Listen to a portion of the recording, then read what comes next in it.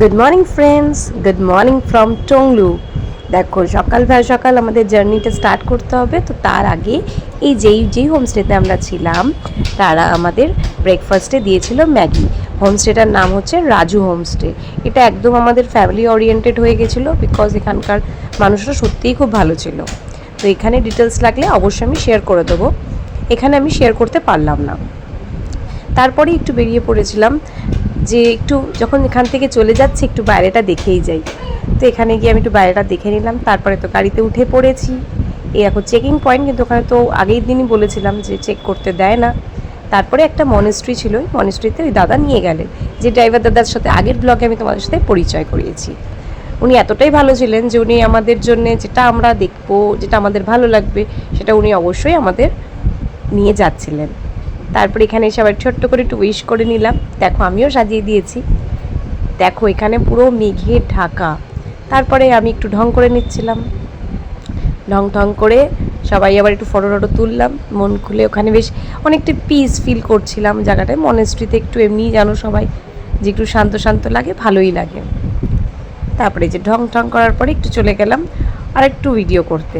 তো কোথায় গেলাম, এখানে দেখো এত সুন্দর ফুল, এটাকে আমি ছাড়তে পারিনি, ভিডিওতে তো অবশ্যই আমি নেবো বলে ক্যাপচার করেছি। তারপর দাদা বললো গাড়িতে উঠে পড়ো। এই দেখো এখান থেকে ওরা সে আগে থেকে ট্রেক করা শুরু করেছিল ওরা, তো ওরা এখান দিয়ে চলছিল।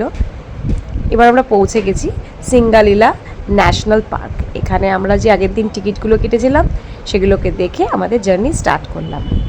দেখো এখান থেকে কত কি কিলোমিটার্স আছে সব আমি লিখে দিয়েছি। টুমলিং, গৌরীবাস, কালীপোকরি সব আমি লিখে দিয়েছি। দেখো এই যে এখানে যে পৌঁছেছি, এখান থেকে এসেছি। এবার এই রোডটাতে আমাদের যেতে হবে। এই রোডটা দেখে তো বুঝতেই পারছো যে রোডটার অবস্থাটা কী। অনেকে সেখানেও থাকে। তো এই যে দেখো সে আমাদের একজন করে, মানে সবাইকে একবারে যাওয়া যাবে না, সবাইকে নিজের যখন টাইম আসবে সেইভাবে পাস করতে হবে। এ দেখো পৌঁছে গেছি।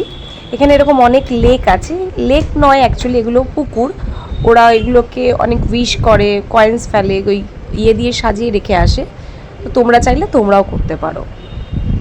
দেখো এইখানটাতে গেলে তুমি বুঝতে পারবে ইন্ডিয়া আর নেপালের যে সিকিউরিটি আছে, বর্ডার সিকিউরিটি, ওগুলো তুমি ফিল করতে পারবে। দেখো আর মাত্র 1 কিলোমিটার বাকি সান্দাকফু পৌঁছাতে। আমরা ওখানে নেমে একটু ফটোও তুলেছিলাম।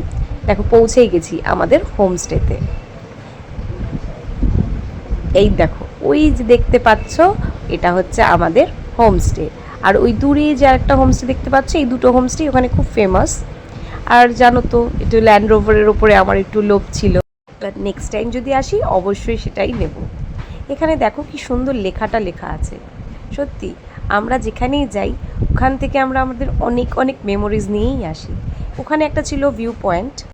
হ্যাঁ, ভিউ পয়েন্ট বলতে এখানে আমি একটা জিনিস নিজে এক্সপিরিয়েন্স করে বলতে পারি তোমাদের, তুমি যেখানেই দাঁড়াও না কেন সেটাই ভিউ পয়েন্ট। দুপুরের লাঞ্চটা আমি স্কিপ দিই, তারপর ইভিনিংয়ে স্ন্যাক্স করার পরে তারপরেই চলে আসে আমাদের ডিনার টাইম। হ্যাঁ, ডিনারটা ওখানে বুফে সিস্টেম। তো দেখো কি ছিল আমি সবই তাড়াতাড়ি করে চলে গেলাম শুতে, কারণ কালকে সকালে উঠতে হবে, তোমাদের সাথে সকালটা দেখাতে হবে। তো টাটা।